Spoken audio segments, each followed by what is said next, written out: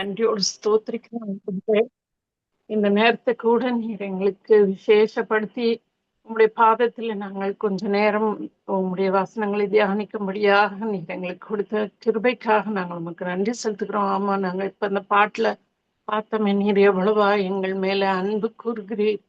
எங்கள் மேல அன்பு கூர்ந்து எங்கள் மேல நினைவாய் இருந்து எங்களை உள்ளங்கைகளில் வரைந்து வைத்து எங்களை கண்ணின் மணி போல நீர் பாதுகாத்து இம்மட்டும் எங்களை ஏந்தி தாங்கி சுமந்து எத்தனையோ ஆபத்து நாச மோசங்களுக்கு எல்லாம் எங்களை விலக்கி நீர் பாதுகாத்து வருகிற தயவுக்காக ஸ்தோத்திரம்.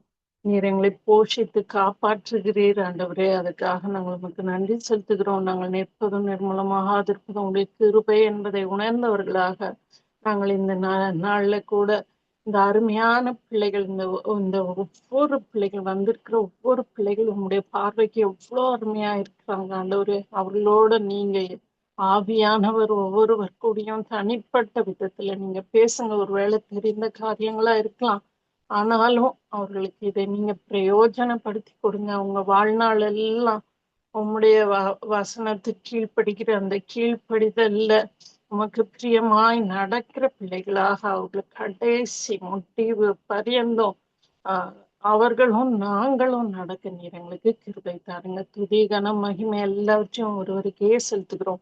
இயேசு கிறிஸ்துவின் மூலம் தயவாய் ஜெபம் கிளம்புங்கள் ஜீவனுள்ள நல்ல பிதாவே, ஆமென். வந்திருக்கிற எல்லாருக்கும் கர்த்தருடைய நாமத்தினால ஸ்தோத்திரம்.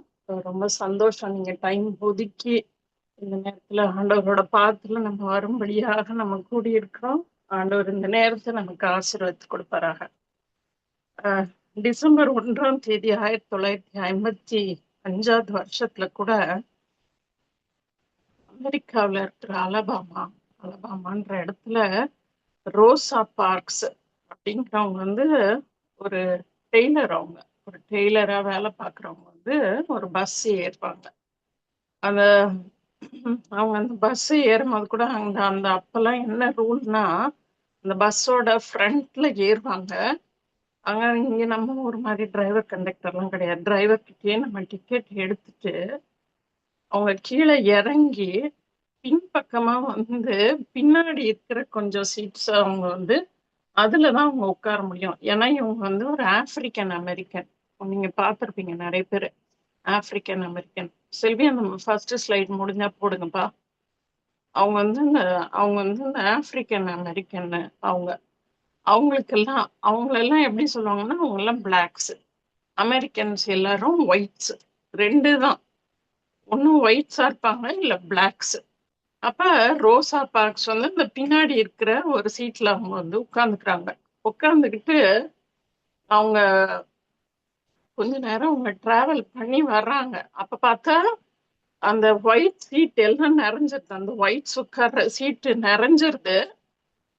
அது ஒரு அமெரிக்கன் அதுல ஏறாரு. அவருக்கு சீட் இல்லைன்னு சொல்லி அந்த டிரைவர் ரோசா பார்க்ஸ எந்திரிச்சு அவங்க சீட்டை கொடுக்க சொல்றாரு. எந்திரிங்க, உங்க சீட்ல இந்த ஒயிட்ஸ் அவர் உட்காரணும், நீங்க எந்திரிச்சு நில்லுங்கன்னு. இவங்க இல்ல, நான் எந்திரிக்க மாட்டேன் அப்படின்னு சொல்லி அந்த இடத்துல அவங்க அரெஸ்ட் பண்றாங்க. அவங்க தான் சீட்டை கொடுக்கலன்றதுக்காக அவங்கள அரெஸ்ட் பண்றாங்க. அதுல ஒரு பெரிய ஒரு நிறவெறிக்கு எதிரான இந்த நிறவெறி அநீதி, ரேஷியல் டிஸ்கிரிமினேஷன் சொல்லி ஒரு பெரிய மூவ்மெண்ட் ஒண்ணு ஃபார்ம் ஆகி நிறைய பேரு இவங்க கத்தி கூச்சல் போடல, இவங்க யாரையும் ஆள் சேர்க்கலன்னா எல்லா இது மாதிரி ஒடுக்கப்பட்ட எல்லா ஆப்பிரிக்கன் அமெரிக்கன்ஸும் இவங்களுக்கு சப்போர்ட்டா அது ஒரு பெரிய மூவ்மெண்டா அது ஃபார்ம் ஆகி இன்னைக்கு நீங்க அமெரிக்கால ஏதாவது மெட்ரோ பஸ்ல போய் பாத்தீங்கன்னா ஒரு சீட் அதுல போட்டிருக்கோம், ரோசா பார்க் சீட்டுமே போட்டிருக்கோம்.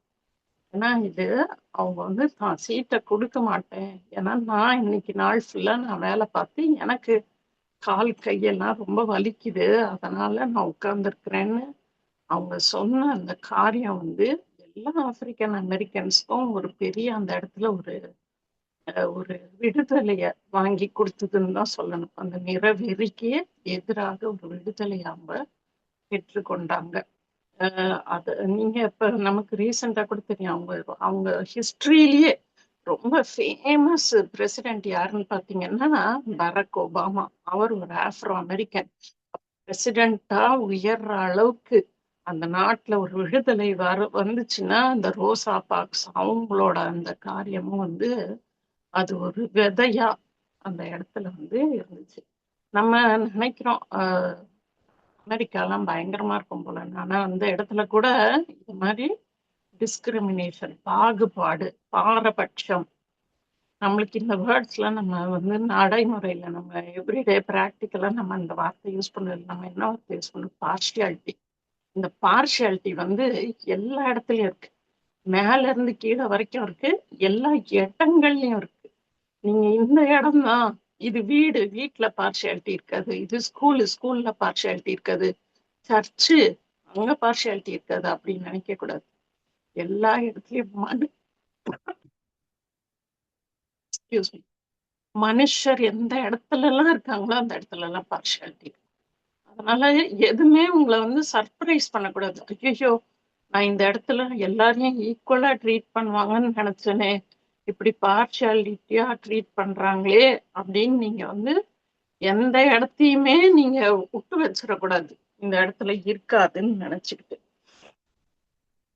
எதுல நிறைய காரியங்களுக்கு பார்ஷியாலிட்டி, ஜெண்டர், ஆண் பெண், சில இடங்கள்ல ஆம்பளைங்களுக்கு ரொம்ப ப்ரிஃபரன்ஸ், சில இடங்கள்ல பெண்களுக்கு ரொம்ப ப்ரிஃபரன்ஸ்.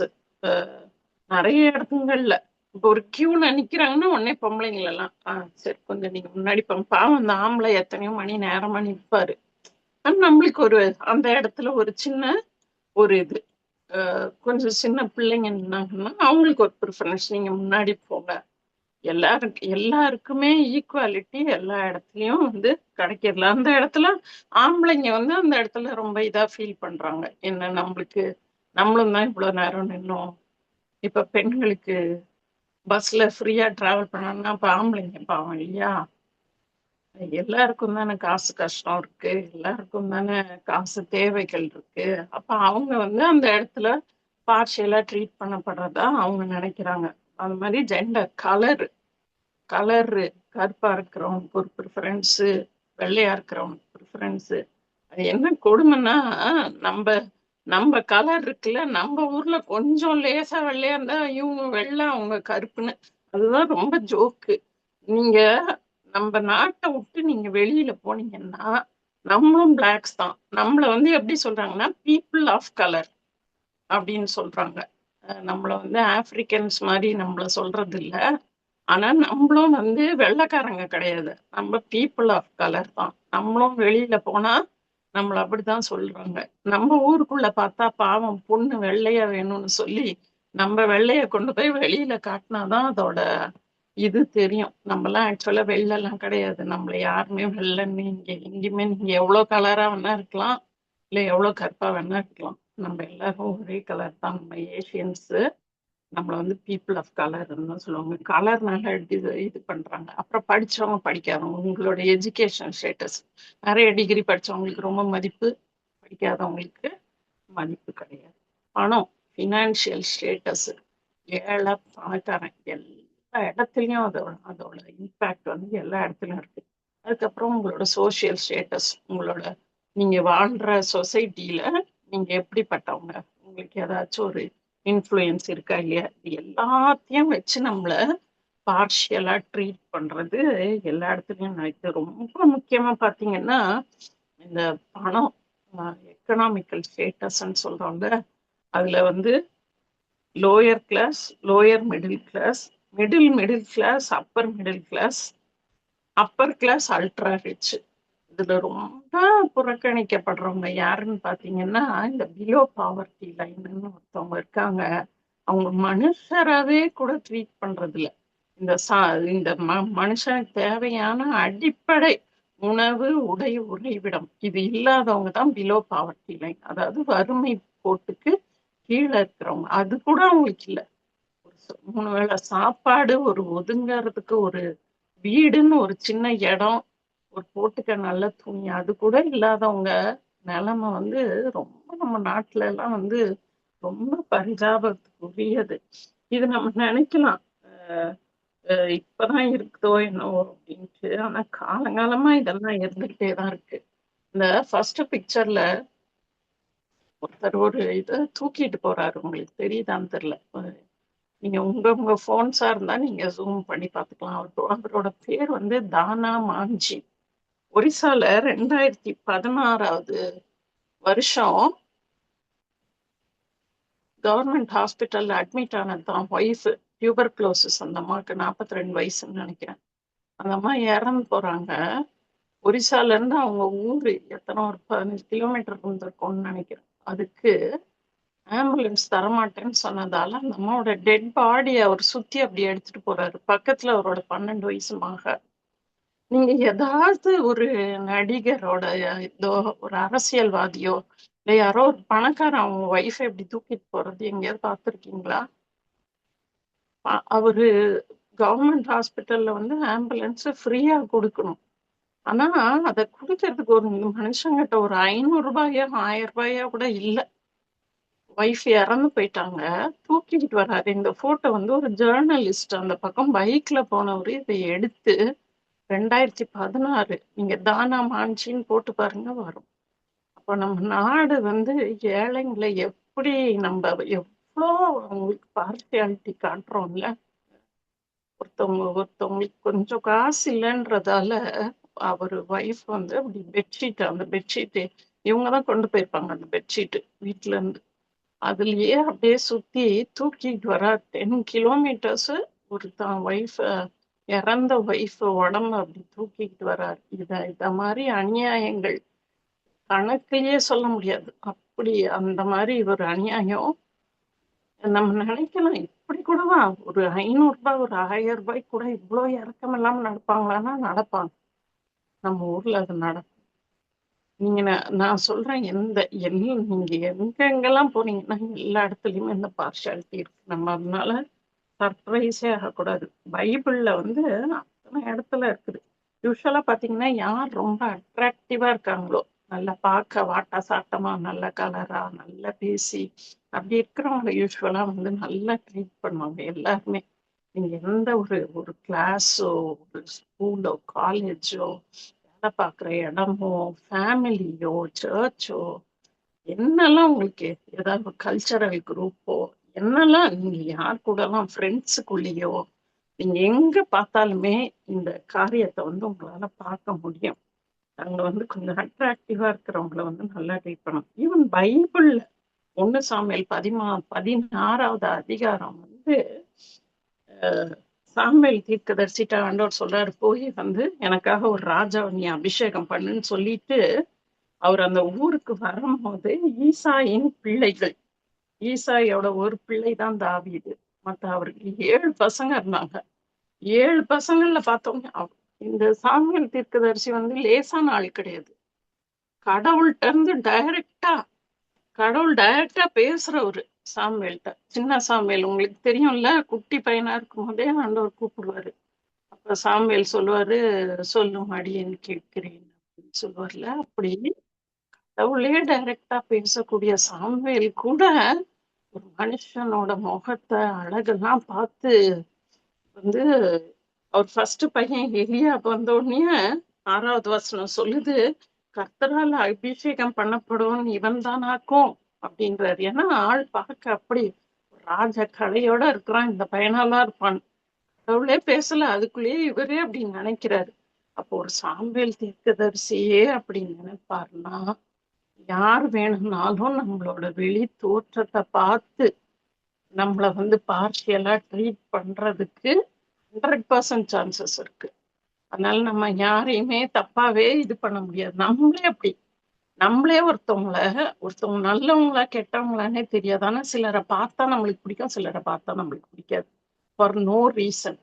ஒரு ரீசனுமே இருக்காது. அவங்க ஒரு வேர்டு கூட வாயை திறந்து நம்ம கிட்ட பேசிக்க மாட்டாங்க. ஆனா நம்ம என்ன நினைப்போம், இவங்க எனக்கு பிடிக்குதா அவங்க எனக்கு பிடிக்கலன்னு அப்படியே ஒரு மைண்ட்ல ஒரு கால்குலேஷன். அது என்னன்னா பியோர்லி அவங்க வெளி தோற்றம் அவங்களோட லுக்ஸை வச்சு ஒருவேளை இவங்க சாஃப்டா இருப்பாங்க இல்ல இவங்க ரூடா இருப்பாங்க அப்படியே நம்ம ஒரு கால்குலேஷனுக்கு வந்துருவோம். அதேதான் சாமுவேல் தீர்க்கதரிசி கூட பண்ணாரு. அது இன்னைக்கு வரைக்கும் எல்லாருக்குமே நடக்கும். அதே மாதிரிதான் ரேச்சல், லேயாள், ராகேல், லேயாள். ஆதியாகமம் 29, 16, 17 பாத்தீங்கன்னா லேயாளுக்கு வந்து பூச்ச பார்வையாம், அப்படின்னா போட்டோ சென்சிட்டிவிட்டி. நிறைய பேருக்கு அப்படி கண்ணை ஃபுல்லா திறந்து வைக்க முடியாது, அவங்களால அப்படி அவங்களுக்கு அப்படி கண்ணு கூசும், அப்படி அந்த மாதிரி கூச்ச பார்வை. ஆமா, இன்னும் ரேச்சல் வந்து பார்க்கிறதுக்கு ரொம்ப அழகா இருக்கும். அதுல ஒரு அந்த யாக்கோபு வந்து அதை வச்சு செலக்ட் பண்றான். ஓ, ரேச்சலை பார்த்தோன்னே அவனுக்கு பிடிச்சது. அப்படியே நிறைய பேருக்கு கூட நம்மள ஒரு வேளை பிடிக்கலாம், பிடிக்காம போகலாம். நமக்கு மற்றவர்களை அவங்கள லுக்ஸ வச்சு நமக்கு மற்றவங்கள பிடிக்காம போகலாம். அதேதான் குடும்பங்கள்ல இந்த பார்ஷியாலிட்டி. நிறைய பேரு எனக்கு ரொம்ப பிடிக்காதது, யாராவது வீட்டுக்கு வர கெஸ்ட் நம்ம பிள்ளைங்களை பார்த்து உனக்கு அம்மாவை பிடிக்குமா அப்பாவை பிடிக்குமா, யாராவது தயவுசெய்து உங்ககிட்ட கேட்டா 2 பேரையும் பிடிக்கும்னு சொல்லுங்க. எனக்கு அம்மாவை பிடிக்கும் அப்பாவை, 2 பேரும் உங்களோட நல்லதுக்காக தான் அவங்க தங்க வாழ்க்கையே சாக்ரிஃபைஸ் பண்றாங்க. நம்ம யார்கிட்டயும் போய் அந்த கேள்வியை கேட்கவே கூடாது, உனக்கு அம்மாவை பிடிக்குமா அப்பாவை பிடிக்குமான்னு. அந்த இடத்துலயே ஒரு ஃபேவரட்டிசம் நம்ம வந்து அந்த இடத்துல உள்ள திணிக்க கூடாது. உனக்கு யார பிடிக்கும் அப்படின்ற கேள்வியே வந்து ஒரு ரொம்ப ஒரு இன்சென்சிட்டிவ் ஒரு இந்த கேள்வின்னு நான் நினைக்கிறேன். அதுல வந்து அது வந்து ஆண்டவர் இருக்கிறாரு, அவருக்கு பிடிக்கவே பிடிக்காது. அவர்கிட்ட யாதொரு வேற்றுமையும் நிழலும் இல்லையா, அந்த ஷேடோ கூட கிடையாது அவர்கிட்ட. ஆண்டவர் வந்து அவ்வளவு ஒரு இம்பார்ஷியல். ஒரே ஒருத்தர் தான் உலகத்துல, ஒரே ஒருத்தர் தான் அந்த மட்டும்தான், இயேசுபாட்ட மட்டும்தான், அவர் மட்டும்தான் இம்பார்ஷியல். அவர் வெளி தோற்றத்தை பார்த்து ஒருத்தன் வந்து எடை போட்டு அவனுக்கு மார்க் போடுற அதெல்லாம் அந்த அந்த காரியம்லாம் அவர்கிட்ட நம்ம பண்ணவே முடியாது.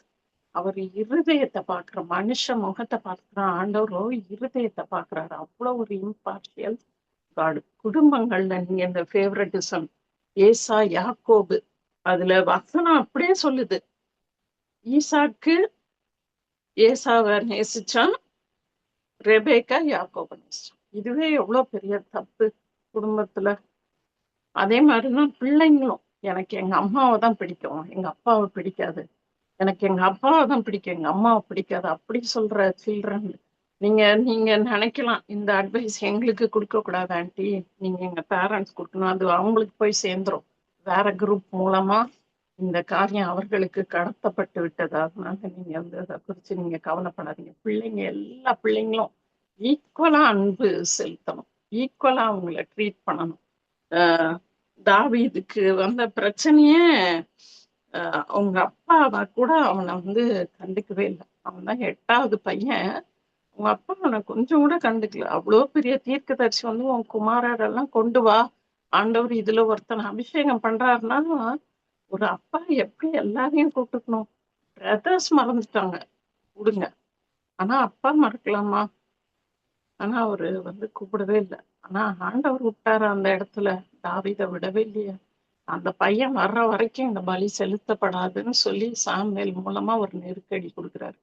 ஒருவேளை நீங்களும் நானும் ஆட்சியெல்லா ட்ரீட் பண்ணப்பட்டிருக்கலாம், ஆனா வேற்றுமையின் நிழல் இல்லாத ஆண்டவர் வந்து நம்மளை மறக்கவே மாட்டாரு. அது எந்த இடத்துல நம்மள அவர் அந்த இடத்துல நம்மளை கொண்டு வந்து நிறுத்த வைப்பார், அந்த பொசிஷன்ல நம்மளை நிக்க வைப்பார். மத்தவங்க நம்மள அந்த அந்த சீன்லயே நம்ம இல்லாத மாதிரி பார்த்துக்கிட்டா கூட, நம்மளுக்கு அந்த சான்ஸை கொடுக்காத மாதிரி பார்த்துக்கிட்டா கூட, ஆண்டவர் உங்க மேலேயும் என் மேலேயும் நினைவா இருக்கிறாரு. உங்களுக்கு என்ன சான்ஸ் கிடைக்கணும்னு நினைக்கிறாரோ அந்த இடத்துல கொண்டு வந்து உங்களை நிறுத்துவார். நீங்க நினைப்பீங்க இது லக்கு, இது ஃப்ளூக்ல நடந்ததுன்னு. ஆண்டவரோட பிள்ளைங்களுக்கு லக்கு ஃப்ளூக்ல நடக்கிறதெல்லாம் கிடையாது.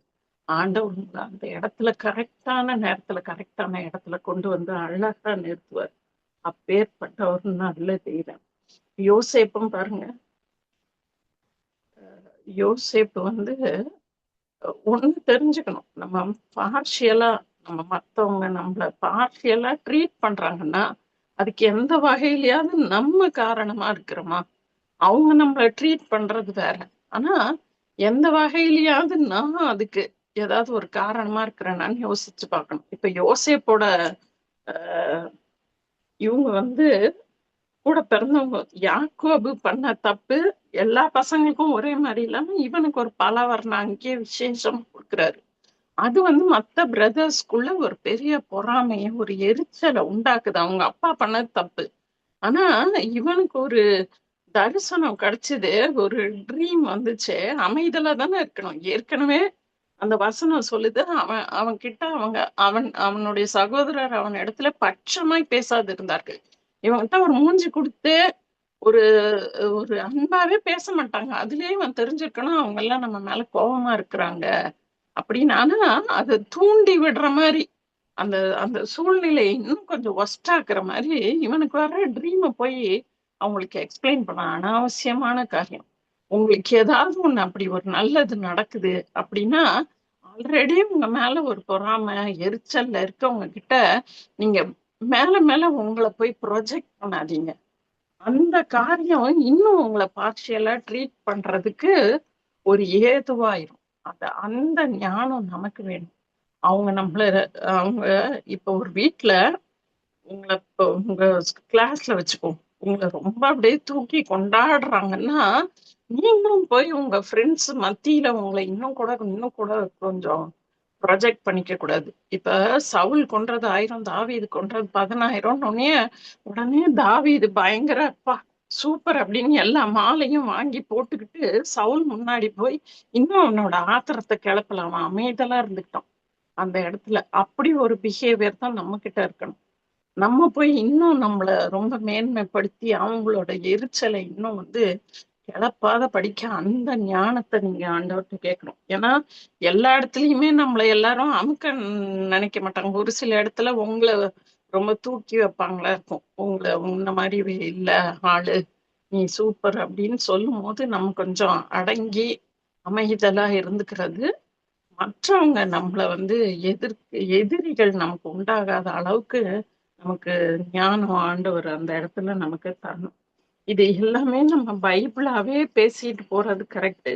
ஆனா பிராக்டிக்கலாவும் சிலது நம்ம அன்னன்னைக்கு நம்ம எங்கெல்லாம் பார்ஷியலா ட்ரீட் பண்ணப்படுறோமோ அது பிராக்டிக்கலா நம்ம அதை எதிர்கொள்றது. ஃபர்ஸ்ட் என்ன சொல்றாங்க, நம்ம இமோஷனல் டிட்டாச்மெண்ட். ஒரு இடத்துல உங்களை சரியா நீதியா நியாயமா நடத்தாத இடத்துல நீங்க என்ன பண்ணிக்கணுமா, எமோஷனலா டிட்டாச் ஆயிக்கணுமா. அது எப்படின்னா மனத அளவுல விலகி இருப்பது. எல்லா இடத்தையும் இப்ப என்ன என் கிளாஸ்ல எங்க டீச்சர்ஸ் ஒருத்தவங்களோ 2 பேரோ என்ன ஒருத்தவங்க பார்ஷியாலிட்டி காட்டுறாங்கன்னா நான் உடனே இந்த கிளாஸ் எனக்கு வேண்டாம் அப்படின்னு நான் வெளிநடப்பு செய்ய முடியாது. சட்டமன்றத்துல வேணா உங்களுக்கு அந்த கேள்வி நேரத்துல சொல்ற கேள்வி, அவங்க செய்யற மசோதாக்கள் உங்களுக்கு தீர்மானங்கள் பிடிக்கலைன்னா எம்எல்ஏஸ் வெளிநடப்பு செய்வாங்க. அத மாதிரி நீங்க குடும்பத்துல இருந்து, ஸ்கூல்ல இருந்து, காலேஜ்ல இருந்து, நீங்க வேலை பார்க்குற இடங்கள்ல இருந்து வெளிநடப்பு எல்லா இடத்துலயும் செய்ய முடியாது. அது பிசிக்கல் டிட்டாச்மெண்ட். ஆனா எமோஷனலா மனதளவுல எப்படி விலகி இருக்க முடியும்னா, அடுத்தவங்க நம்மளோட சமாதானத்தை கெடுக்காத அளவுக்கு நம்மளை பார்த்துக்கணும். ஏன் சமாதானத்தை மத்தவங்க என்ன நடத்துற விதத்தினால நான் கெடுத்துக்காம என்னால பாத்துக்க முடியும். இந்த சமாதானத்தை கெடுத்துட்டாங்கன்னா உங்களோட ஃபோக்கஸ் போயிடும். நீங்க நீங்க படிக்கிற படிப்புல, உங்களோட வேலை பார்க்குற இடத்துல அந்த வேலையில இருக்கிற கவனம் போயிடும். இது நான் இன்னைக்காக சொல்லலை. நீங்க ஒருவேளை 8th ஸ்டாண்டர்ட் 6th ஸ்டாண்டர்ட் சின்ன பிள்ளைங்களா கூட இருக்கலாம். உங்களோட லைஃபுக்கு நான் சொல்றேன். இது உங்களோட கடைசி வாழ்க்கையோட கடைசி நீங்க 90 வயசு ஆகும்போது கூட இது உங்களுக்கு யூஸ் ஆகும். நீங்க என்ன செய்யணும், மனசளவுல உங்களை சரியா ட்ரீட் பண்ண இடத்துல மனசளவுல விலகி இருக்க கத்துக்கணும். ஃபர்ஸ்ட் என்ன செய்யணும், ஒரு நியாயம் இல்லாத இடத்துல நியாயத்தை எதிர்பார்க்க கூடாது. இந்த இந்த டீச்சர் என்னை இப்படிதான் ட்ரீட் பண்றாங்க, இவங்க எனக்கு வர வேண்டிய சான்சஸ குறைக்கிறாங்க, எனக்கு தரமாட்டேங்கிறாங்க, எனக்கு மார்க் கம்மியா போடுறாங்க, நான் 5 மார்க்குக்கு ஆன்சர் 5 மார்க் கொஸ்டினுக்கு 4 மார்க் கிடைக்கிற அளவு எழுதியிருக்கேன். ஆனா அவங்க எனக்கு 2.5 மார்க் தான் போடுறாங்கன்னா அவங்க கிட்ட நீங்க 4 எதிர்பார்க்க கூடாது. இந்த இடத்துல எனக்கு ப்ரொமோஷன் தராதபடிக்கு என்ன பார்ஷியலா ட்ரீட் பண்றாங்கன்னா அந்த இடத்துல ப்ரொமோஷனை எதிர்பார்க்காதீங்க. அந்த இடத்துல நியாயத்தை எதிர்பார்க்காதீங்க. இது எப்படி இருக்குன்னா, நியாயம் இல்லாத இடத்துல நியாயத்தை தேடுறது ஒரு டீ கடையில போய் 1 லிட்டர் பெட்ரோல் கொடுங்கன்னு நம்ம கேட்போமா? டீ கடையில என்ன கிடைக்கும்? டீ தான் கிடைக்கும், பெட்ரோல் கிடைக்காது. அது அந்த அளவுக்கு ஒரு இந்த காரியம் நம்ம நியாயம் இல்லாத இடத்துல நியாயம் எதிர்பார்க்கறது. நீங்க இந்த எக்ஸாம்பிளை மட்டும் ஞாபகம் வச்சுக்கோங்க. டீ கடையில போய் பெட்ரோல் கேட்குற மாதிரி ஒரு காரியம். அதனால நீங்க எமோஷ்னலா அந்த இடத்துல உங்களை பதிய வச்சுக்காதீங்க. அவங்க உங்களை அன்ஃபேரா ட்ரீட் பண்ணும்போது, உங்களை பார்ஷியலா ட்ரீட் பண்ணும்போது அப்செட் ஆகாதீங்க, மனசு உடைஞ்சு போகாதீங்க, அப்படியே டவுன் ஆயிடாதீங்க, உங்க ஃபோக்கஸ மாத்திராதீங்க. நான் படிச்சு நல்ல மேல வரணும், நான் இந்த இடத்துல நல்ல வேலை செய்யணும் அப்படின்ற அந்த ஃபோக்கஸ்ல இருந்து வழி விலகிறாதீங்க. மனசளவுல காயப்பட்டுறாதீங்க.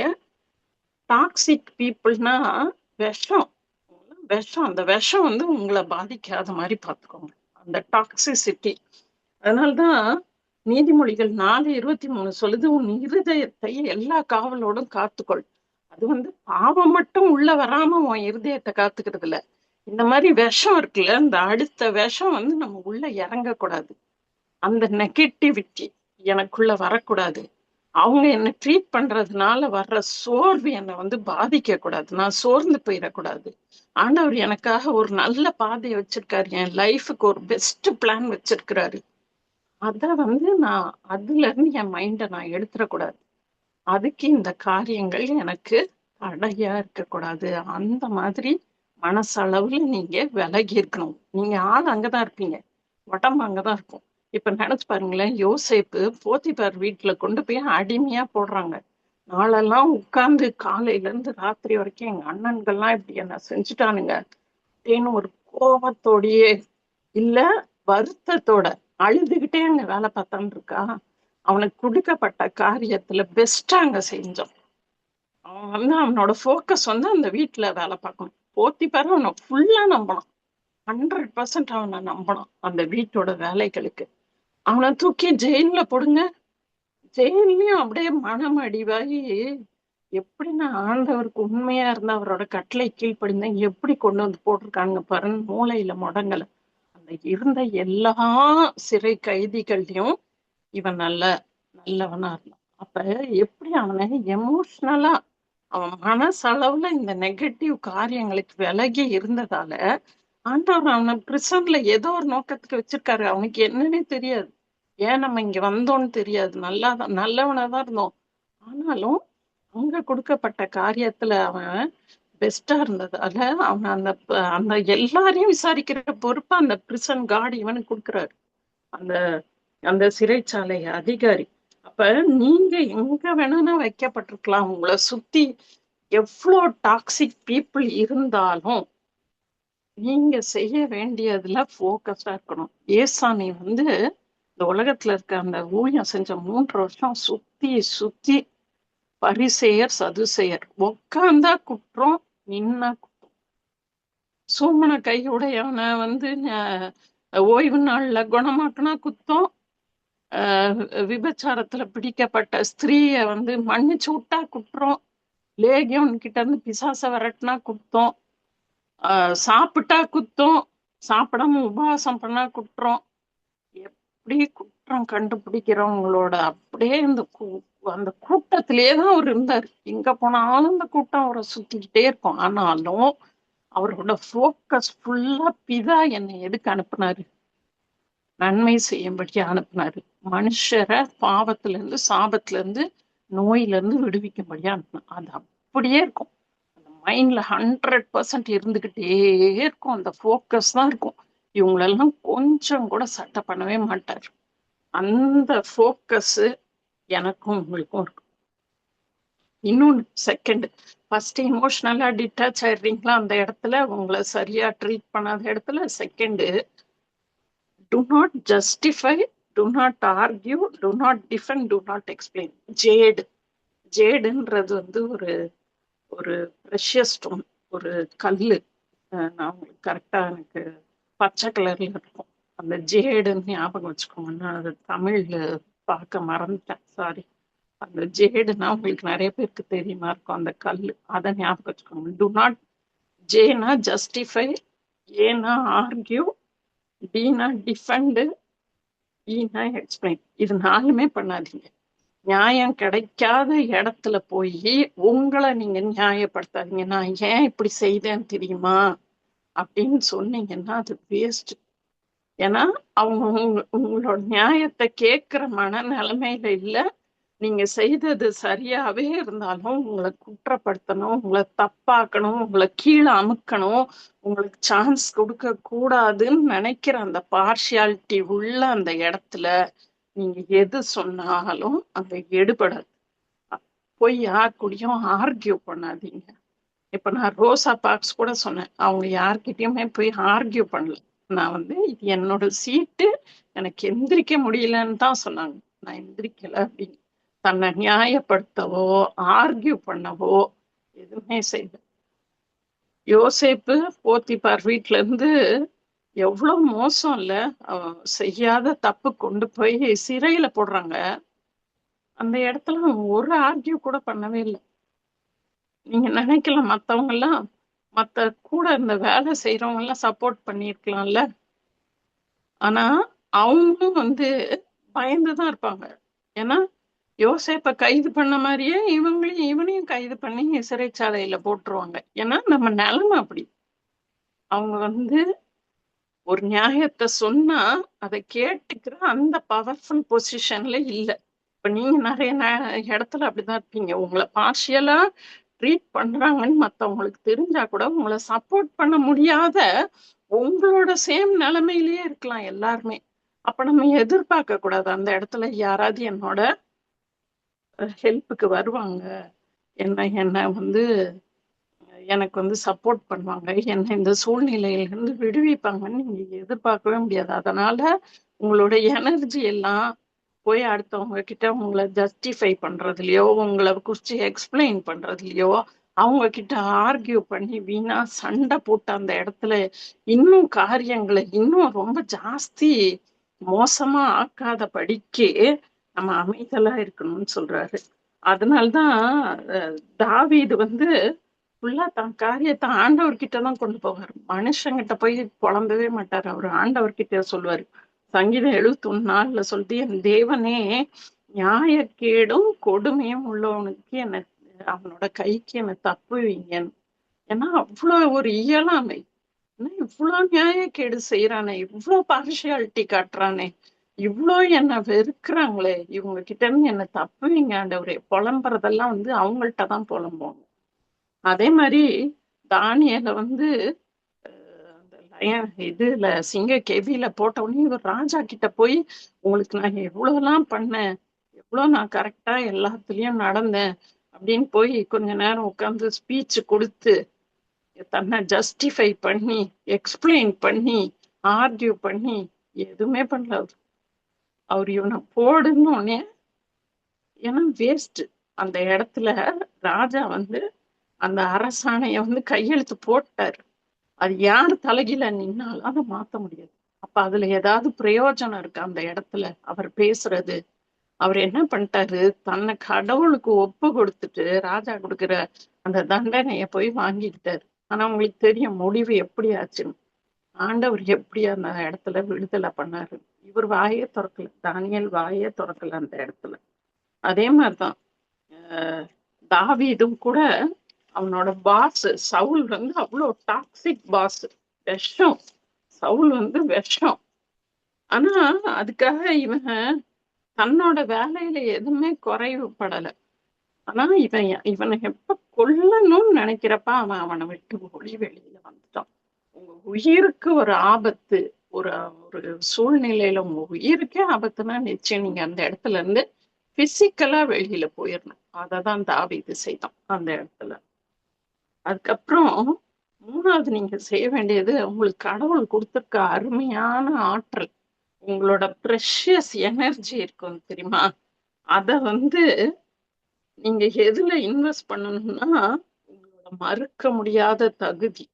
Stop training your precious energy by thinking about the unfair situation, rather invest in developing undeniable competence.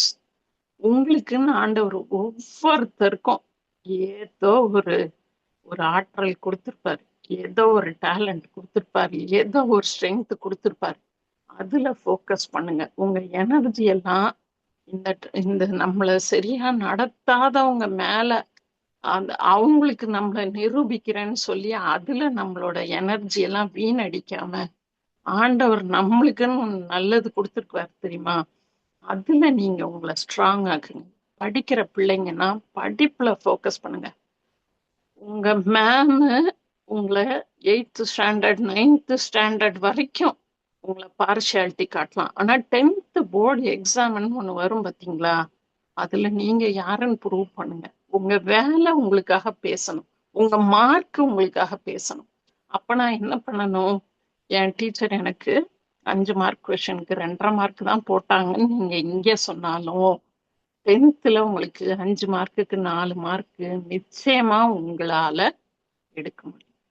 அதேதான் உங்களை யாரு காலேஜ்ல எல்லாம் எப்படி உங்களை மோசமா உங்களை அசைன்மெண்ட்ஸை திருத்தி கொடுத்தாலும், உங்களுக்கு சான்ஸ் கொடுக்காம உங்களை பண்ணாலும், எல்லாருக்கும் ஒரு ஒரு இடத்துல ஒரு காம்படிட்டிவ் எக்ஸாம்ஸ்ன்னு வைக்கிறாங்க. அதுல யாருமே உங்களை தோக்கடிக்க முடியாது.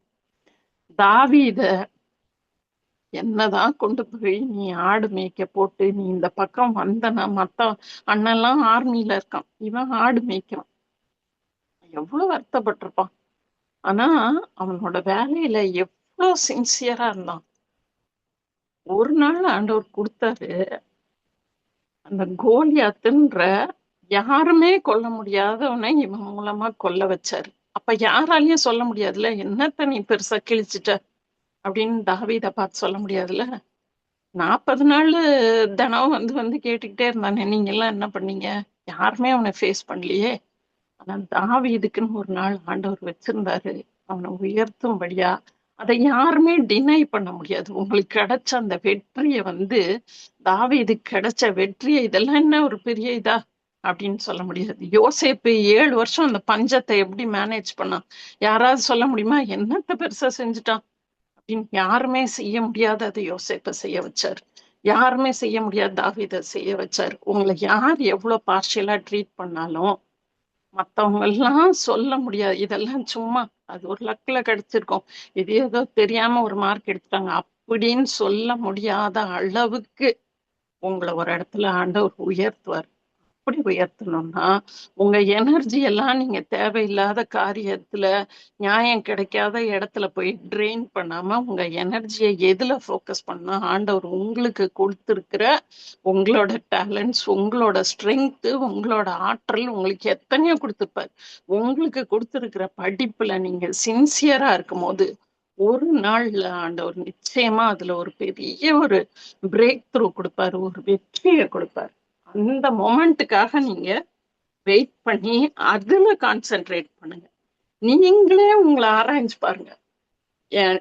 எனக்கு ஒரு அசைன்மெண்ட் கொடுத்துருக்காங்க 10 மார்க். என் டீச்சர் வந்து வேணும்னே அவங்களுக்கு என்ன பிடிக்காது, எனக்கு 6 மார்க் போட்டிருக்காங்க. இருக்கட்டும், ஆனா நீங்க எழுதுனத நீங்களே பாருங்க. நீங்க எழுதின அசைன்மெண்ட் 9 மார்க்கு இல்ல 10 மார்க்கு அளவுக்கு நீங்க அதை சின்சியரா நல்லா எழுதியிருக்கீங்களா? அதுதான் இன்டர்னல் மெட்ரிக்ஸ். அப்படின்னா நீங்களே உங்களை நீங்க மார்க் போட்டுக்கோங்க. உங்களோட இன்டர்னல் மெட்ரிக்ஸ் உங்களுக்கு தெரியும், நீங்க மார்க் போட்டு பாருங்க. நீங்க வீட்டு வேலை செய்யறவங்களா இருக்கலாம், வெளியில காலேஜ்ல வேலை பார்க்கறவங்களா இருக்கலாம், ஆபீஸ்ல வேலை பார்க்கறவங்களா இருக்கலாம், ஸ்கூல்ல ஒரு சின்ன அசைன்மெண்ட் நீங்க எதை செய்தாலும் அதை மனுஷருக்கென்று செய்யாம கடவுளுக்குன்னு செய்யும் போது கடவுள் அதுல ஒரு பெரிய வெற்றியை கொடுப்பார். அவர் வந்து நம்மளை சும்மா விடுறவரே இல்லை. மனுஷன் பார்க்கவே மாட்டான், யாருமே பார்க்கல. தாவீது கையில எத்தனை ஆடு இருக்குன்னு, சில ஆடுகள் எத்தனை ஆடு இருக்குன்னே தெரியாது. ஆனா அவன் அந்த ஆட்டுல சின்சியரா இருக்கும்போது ஆண்டவர் அதை எதுல அந்த சின்சியாரிட்டி எதுல வெளியில அவனுக்கு அந்த மேன்மையை கொடுத்தாருன்னா, கோலியாத்தை கொல்லும் போது அந்த மேன்மையை கொடுத்தாரு. நீங்க சின்ன சின்னதுக்கா உடனே உங்களை ஒரு அப்ரிசியேஷன் எதிர்பார்க்காதீங்க. இப்ப இன்னைக்கு நான் இன்னைக்கு ஒரு இது, இப்ப இந்த மெசேஜ் ரெடி பண்றோம்னா 500 பேர் வந்தாலும் இந்த மெசேஜ் தான், 5 பேர் வந்தாலும் இந்த மெசேஜ் தான், ஒரே ஒருத்தர் வந்தாலும் இந்த மெசேஜ் தான். இந்த செல்வி அக்கா நடத்துறாங்க ஒரு ப்ரேயர் குரூப்பு. ஆளே ஒரு ஆள் இருந்தா கூட நடத்துவாங்க, அதே பேட்டர்ன்ல தான் போவாங்க. டெய்லி செய்யறத செய்வாங்க. அது 20 பேர் வந்தாலும் சரி, 40 பேர் வந்தாலும் சரி, 100 பேர் வந்தாலும் சரி, அந்த பேட்டர்ன். ஆண்டவர் வந்து என்னத்த பாக்குறாருன்னா சின்சியாரிட்டிய பாக்குறாரு. ஒரு நாள் இல்லைனாலும் ஒரு நாள் அதோட பலனை வந்து நீங்க அனுபவிக்கும் போது அது ரொம்ப பெருசா இருக்கும். எனக்கு ஒரு இது ஞாபகம் வருது. ஒருத்தர் வந்து ஒரு சிலைய செய்யறாரு. பயங்கர ஒரு கஷ்டமான ஒரு ஸ்கல்ப்சர். ரொம்ப அழகா ஒரு சிலை செஞ்சிடுறாரு. ஒரு ஆளோட சிலைய செய்யறாரு. அவர் வந்து ரொம்ப ஃபேமஸ். அவர் அந்த சிற்ப ஆசாரி, அவர் அந்த ஸ்கல்ப்டர். ஆனா பார்த்தா அவ்வளோ கஷ்டம். மாசக்கணக்கா பண்ணுவாரு. பார்த்தா அந்த மூக்குல ஒரு சின்ன பீஸ் வந்து அப்படியே அந்த அவரோட உளி பட்டு அந்த மூக்குல ஒரு சின்ன பீஸ் சிப் ஆயிரும். ஆனா எல்லாரும் சொல்லுவாங்க, இந்த இந்த இது வந்து ரொம்ப அழகா இருக்கு இந்த சிலை. ஆனா அது உயரமா தான் வைக்க போறோம். ரொம்ப மேல வைக்க போறோம். நிறைய அடிகள் மேல. யாருக்குமே அந்த மூக்குல இருக்கு இது தெரியாதுன்னா இவர் ஒத்துக்கவே மாட்டார். திருப்பி அதே மாதிரி ஒரு சிலையை செய்வார். எல்லாரும் கேட்பாங்க, என்ன பைத்தியக்காரத்தனமா இருக்கு, எங்கேயோ வைக்க போறது, யாருக்குமே இது கண்ணு தெரியாது. ஆனா அவர் என்ன தெரியுமா சொல்லுவாரு, அந்த மூக்குல சிப்பா இருக்கிறது எனக்கு தெரியுமே அப்படின்னாரு. அதே போலதான் நீங்களும் நானும் எந்த காரியத்தை செய்தாலும் இதை நான் ஆண்டவருக்குன்னு செய்யறேன். யார் பார்க்கலனாலும் பரவாயில்ல, ஆனா எனக்கு தெரியும். நான் ஒரு அசைன்மெண்ட் செய்றேன், நான் ஒரு எக்ஸாம் எழுதுறேன், நான் எவ்வளவு தூரம் ப்ரிப்பேர் பண்ணியிருக்கேன், நான் என்னோட முழு முயற்சி அதுல போட்டிருக்கேனா, என் பேரண்ட்ஸ் எவ்வளவு கஷ்டப்பட்டு என்னை படிக்க வைக்கிறாங்க, நான் ஒரு வேலை செய்யறேன், நான் ஒரு வேலையை செய்யும் போது அந்த இடத்துல இருந்து நான் அதுக்கு சம்பளம் வாங்குறேன், அதுக்கு நான் ஜஸ்டிஸ் பண்றேன்னா, நான் முழுசா என்னோட முழு எனர்ஜி முழு ஆற்றல் அதுல நான் கொடுத்துருக்கேனா, என்னோட டேலண்ட்ஸ் எல்லாம் அதுல நான் காட்டி இருக்கிறேனா, என்னை மத்தவங்க ரெக்கக்னைஸ் பண்ணலனாலும் பரவாயில்ல, எனக்கு பார்ஷியாலிட்டி காட்டினாலும் பரவாயில்ல, இந்த வேலைய, இந்த அசைன்மெண்ட்டை, இந்த பரீட்சைய என் ஆண்டவர் என்னை எழுத சொல்றாருன்ற அந்த தாட் இருந்தா நான் எப்படி செய்வேன்? அப்படி செய்யணும்.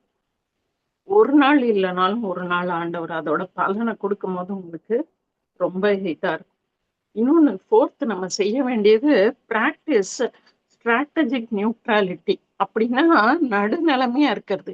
இந்த மாதிரி நம்மளை மோசமா ட்ரீட் பண்றவங்கள நீங்க ஒண்ணு ஃப்ரெண்டாவும் இருக்காதீங்க, இன்னொன்னு எனிமியாவையும், அவங்கள பகைக்கவும் செய்யாதீங்க. அவங்கள்ட்ட சமாதானமா போயிருங்க. அவங்க கிட்ட போய் அவங்கள வந்து நம்மளோட இன்னர் சர்க்கிள்ல வச்சுக்க முடியாது. நம்ம நண்பர்கள், நம்மளோட பெஸ்ட் ஃப்ரெண்டுன்ற அந்த சர்க்கிள் அவங்களை கொண்டு வர முடியாது. பொய். ஒருத்தவங்களுக்கு உங்களை பிடிக்கலன்னா அவங்க எப்படி உங்களோட ஃப்ரெண்டா இருக்க முடியும்? அப்ப அந்த ரிலேஷன்ஷிப் போய். இன்னொன்னு அவங்களை எதிர்க்காதீங்க, அவங்கள பகைக்காதீங்க. அது வந்து வேஸ்ட். ஏன்னா உங்க எனர்ஜி ஃபுல்லா அவங்கள பகைக்கிறதுலயே போயிடும். உங்களோட ஃபோக்கஸ் செதறிடும். உங்க படிப்புல கவனம் இருக்காது, வேலையில கவனம் இருக்காது, உங்களோட ஆற்றல் வீணா போயிடும். இன்னொன்னு முக்கியமா, நம்ம அடுத்தவங்க மேல அப்படி கோபம் வரும்போது ஆண்டவர் என்ன சொல்றாரு, எபிரேயர் 12:15 ஒருவனும் தேவனுடைய கிருபையை இழந்து போகாதபடிக்கு யாதொரு கசப்பான வேர் உங்களுக்குள்ள முளைக்க கூடாதுன்றாரு.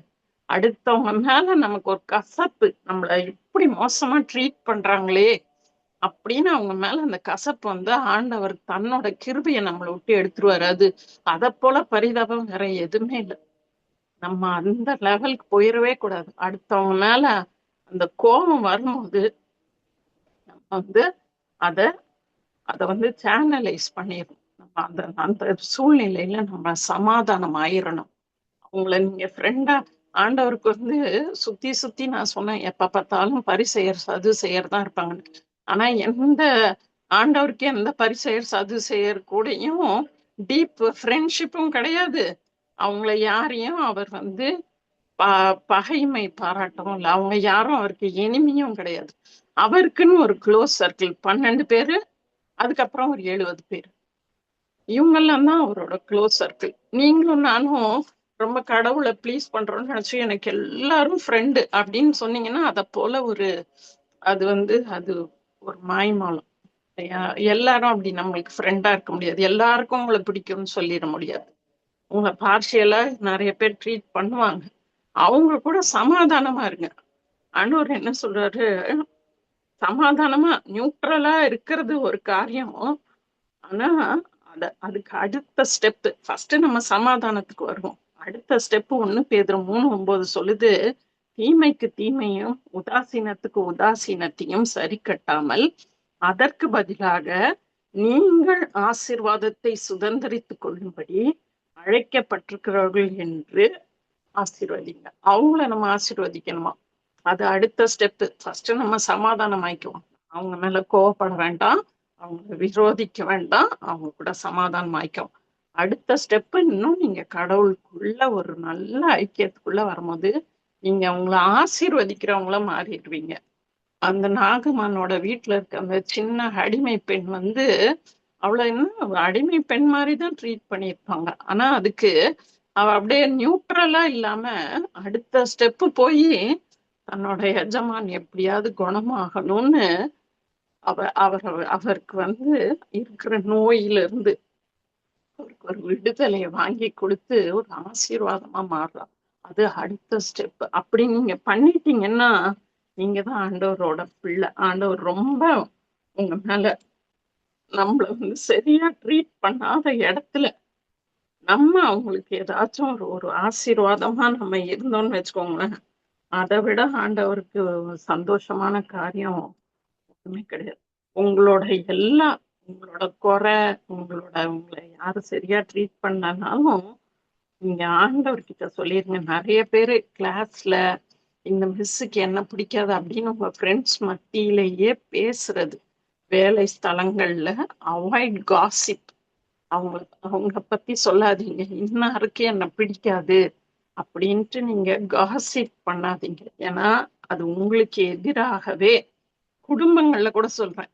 இவங்களுக்கு இன்னாரு எனக்கு நீங்க நினைச்சுக்குவீங்க அவங்க நம்மளுக்கு ரொம்ப வேண்டப்பட்டவங்கன்ட்டு நினைச்சு நீங்க சொல்ற காரியம் இன்னாருக்கு என்ன பிடிக்காது, இவங்க என்ன இப்படி மோசமா என்ன நடத்துறாங்க, எனக்கு வர வேண்டிய சான்ஸ் எனக்கு கொடுக்காம இருக்காங்க, எனக்கு ப்ரொமோஷன் கொடுக்காம இருக்கிறாங்க, என்ன தடை பண்றாங்க.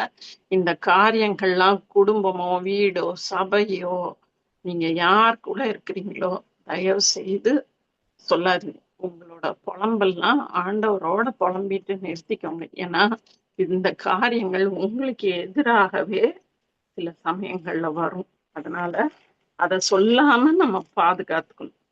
உம் இப்படி நான் சொல்லி இது பண்றேன். லேயாள பத்தி பார்த்தோம். நான் சொன்ன பாத்தீங்களா, நீங்க எப்பெல்லாம் உங்களுக்கு கலக்கமா உங்களுக்கு எப்பெல்லாம் நம்மளுக்கு இவங்க சான்ஸ் தரல அப்படி இப்படின்னு நீங்க கலக்கமா இருக்கும் போது நீங்களே உங்களுக்குள்ள வசனங்களை சொல்லி உங்களை திடப்படுத்திக்கோங்க. சிலர் செய்யறது வந்து சிலர் செய்யற காரியங்கள் வந்து நம்மள ஆங்ஷியஸ் ஆக்கிரும், நம்மளை கலங்க வச்சிரும். ஐயோ நம்ம அவ்வளவுதானா, நம்மளுக்கு இந்த வேலை அவ்வளவுதானா, இந்த சப்ஜெக்ட்ல நம்ம அவ்வளவுதானா, இந்த இந்த ஸ்போர்ட்ஸ்ல இந்த சான்ஸ் நமக்கு கொடுக்கலையா அப்படின்ற அந்த கலக்கம் வரும்போது ஆண்டவரோட வசனத்தை எடுத்து பாருங்க. கர்த்தரின் மெய்ப்பரா இருக்கிறார், நான் தாழ்ச்சி அடையேன். எனக்கு ஆண்டவர் என்னோட மெய்ப்பரா இருக்கும் போது எந்த காரியத்திலையும் நான் குறைவு பட்டு போக மாட்டேன்.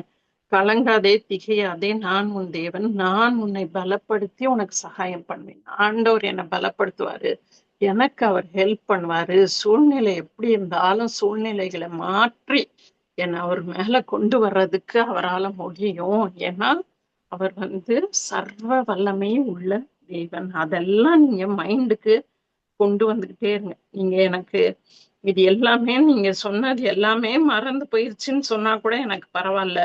சில காரியங்களை மட்டும் ஞாபகம் வச்சுக்கோங்க. லேயால் சொன்ன அற்பமாய் எண்ணப்பட்ட லேயால ஆண்டவர் அவளோட அவளோட இதுல இருந்து அவளுக்கு பிறந்த பிள்ளைகள் தான் 6 கோத்திரங்கள் வந்தாங்க. ரூபன், சிமியோன், லேவி, யூதா, இசக்கார், செபுலோன். ராகேல் மத்தவங்க எல்லாம் அவளை தூக்கி வச்சு பண்ணா கூட ஆண்டவர் வந்து அற்பமா எண்ணப்பட்ட லேயாள்ல இருந்து 6 ட்ரைப்ஸ் கொண்டு வந்தது மாத்திரம் இல்ல, அந்த யூதா கோத்திரம் இருக்கு பாத்தீங்களா, அதுல இயேசுவானவர் வந்தா.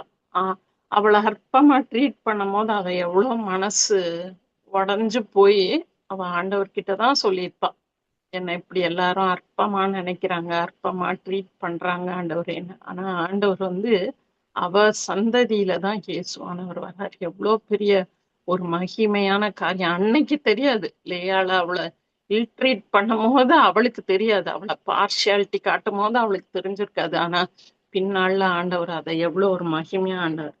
அதேதான் யோசேப்பும். யோசேப்பு வந்து செகண்ட் இன் பவர். ஈஜிப்ட்லயே எகிப்திலேயே செகண்ட் ஹையஸ்ட் பொசிஷனுக்கு ஆண்டவர். ராஜாக்கு அடுத்தது யோசேப்பை கொண்டு போனார். யோசேப்பு மனதளவுல எமோஷனலா அந்த இடத்துல டிட்டாச் ஆகி தன்னோட ஆற்றல ஃபுல்லா அப்ப என்ன ஆண்டவர் எந்த இடத்துல போத்திபார் வீட்டுல வைக்கிறாரா அந்த இடத்துல தன்னோட ஆற்றலை யூஸ் பண்றான். யார் மேலையும் கசப்பு பாராட்டாம யார்கிட்டயும் போய் தன்னோட காரியங்களை எக்ஸ்பிளைன் பண்ணி நியாயப்படுத்தி ஆர்கியூ பண்ணி சண்டை போடாம தனக்கு ஆண்டவர் கொடுத்ததுல ரொம்ப சின்சியரா இருந்ததால ஆண்டவர் அவனை அவ்வளோ பெரிய பொசிஷனுக்கு ஆண்டவர் உயர்த்துறாரா, அநேகருக்கு ஆசீர்வாதமா இருக்கு. தாவீதும் வந்து அவன் போய் சவுல வந்து கொல்லல. எப்படி நீ என்ன கொல்ல பாத்தியா, நான் உன்னை கோலியாத்தையே கொன்னவனால சவுல கொல்ல முடியாதா? முடியும். ஆனா அவன் அந்த பாதையை தெரிந்து கொள்ள உனக்கும் எனக்கும் எதிராக ஆண்டவர் நின்று நியாயம் தீர்ப்பாருன்னு சொல்லி ஆண்டவர்கிட்ட மட்டும்தான் புலம்புனா. ஆண்டவரே சவுல தூக்கிட்டு தாவீது அந்த இடத்துல ராஜாவா இருக்கிறாரு. நீங்களும் நானும் செய்ய வேண்டியது, நீங்க எந்த இடத்துல எல்லாம் மோசமா ட்ரீட் பண்ணப்படுறீங்களோ, உங்களுக்கு சான்ஸ் கொடுக்காம இருக்கிறாங்களோ, சங்கீதம் 37:5-6 சொல்லுது, உன் வழியை கர்த்தருக்கு ஒப்புவித்து அவர் மேல நம்பிக்கையா இரு, அவரே காரியத்தை வாய்க்க பண்ணுவார். உன் நீதியை வெளிச்சத்தை போலவும் நியாயத்தை பட்ட பகலை போலவும் விளங்க பண்ணுவார். இன்னைக்கு உங்களுக்கு நியாயம் இல்லாம இருக்கலாம், உங்களை பார்சியாலிட்டி காட்டலாம், உங்களை சரியா ட்ரீட் பண்ணாம இருக்கலாம். உங்க வழிய நீங்க கடவுளுக்கு ஒப்பு கொடுத்து அவர் பிரியப்படுற வழியில நீங்க நடந்தீங்கன்னா உங்களோட நியாயத்தை ஒரு நாள் பட்ட பகல போல அவ்வளவு வெளிச்சமா யாராலையும் அதை வந்து டினை பண்ண முடியாது, யாராலையும் இல்லைன்னு சொல்ல முடியாது. அப்படி உங்களை அந்த உங்க நியாயத்தை ஆண்டவர் வெளியில கொண்டு வருவாரு. கலாத்தியர் 6:9 சொல்லுது, நன்மை செய்யறதுல சோர்ந்து போகாமல் இருப்போம், நாம் தளர்ந்து போகாது இருந்தால் ஏற்ற காலத்துல இருப்போம். இன்னைக்கு நீங்க மோசமான நிலைமையில வைக்கப்பட்டிருந்தாலும் ஆண்டவர் உங்களுக்கு கொடுத்திருக்கிற காரியத்துல எவ்வளவு நன்மையா நடக்க முடியுமோ, ஆண்டவர் சொல்ற வழியில நடக்க முடியுமோ, நடக்கும்போது ஆண்டவர் நிச்சயமா காரியத்தை உங்களுக்கு வாய்க்க பண்ணுவாரு, உங்களை மேன்மைப்படுத்துவார். ஒருவனுக்கு இவங்களெல்லாம் ஏன் ஆண்டவர் அனுமதிக்கிறாரு? நிறைய நேரம் தோணும், ஏன் இந்த மாதிரி ஆளுங்க கிட்ட ஆண்டவர் என்னை போட்டு இப்படி பாடுபடுத்துறாரு? எத்தனை பேர் நல்லா ட்ரீட் பண்றாங்க, எத்தனை டீச்சர்ஸ் நல்லா நடந்துக்கிறாங்க, எத்தனை வேலை பார்க்குற இடத்துல நல்லா வைக்கிறாங்க, என்ன மட்டும் எதுக்கு இப்படி போடுறாருன்னா அவங்க மேல நீங்க நொந்துக்காதீங்க, ஆண்டவரே அதை அனுமதிக்கிறாரு. ஏன்னா ஒருவனுக்கு பரலோகத்திலிருந்து கொடுக்கப்பட்டால் ஒளிய அவன் ஒன்றையும் பெற்றுக்கொள்ள முடியாது. ஆண்டவர் தான் கொடுக்கணும். நமக்கு கொடுக்கணும்னு மனுஷர் கொடுக்க வேண்டாம், ஆண்டவர் தான் கொடுக்கணும். அவர் நிச்சயம் கொடுப்பாரு. ஒரு பாதையில உங்களை கொண்டு போறாருன்னா அத வந்து மேன்மையா முடியறதுக்காக தான் கொண்டு போவார். நம்மள அந்த வழியில நம்மள சரிப்படுத்தி நம்மள ஹம்பிளாக்கி நம்மள தாழ்த்தி அந்த நிலைமையிலயும் நம்ம ஆண்டவருக்கு உண்மையா இருக்கிறோமா, நம்ம ஆற்றல ஆண்டவருக்காக செயல்படுறோமா அப்படின்றத பார்த்து நம்ம உண்மை உள்ளவன்னு தெரியும் போது ஆண்டவர் நிச்சயம் நம்மளை உயர்த்துவாரு. 1 நாளாகமம் 29:12 சொல்லுது, எவரையும் மேன்மைப்படுத்தவும் எவரையும் பலப்படுத்தவும் அவருடைய கரத்தினால ஆகும். அதனால மனுஷர் நம்மளை மேன்மைப்படுத்துறது இல்ல. எப்படி நீ என்ன நசுக்குனாலும், எனக்கு சான்ஸ் கொடுக்காம பண்ணாலும், எனக்கு ப்ரொமோஷனை கட் பண்ணாலும், எனக்கு மார்க் கம்மியா போட்டாலும், என்ன பண்ணாலும் ஆண்டவர் என்னை மேன்மைப்படுத்தணும்னு நினைச்சா அவருடைய கரத்தினால ஆகும். கர்த்தர் உங்க ஒவ்வொருவரையும் ஆசீர்வதிப்பாரு. இந்த இந்த காரியங்களை நிச்சயம் நீங்க மனசுல யோசிச்சு வச்சுக்கோங்க. கர்த்தர் உங்களை எல்லாரையும் உங்களோட வாழ்க்கையில வந்து உங்களை ரொம்ப மேன்மையா வைப்பார். கர்த்தர் ஆசீர்வதி.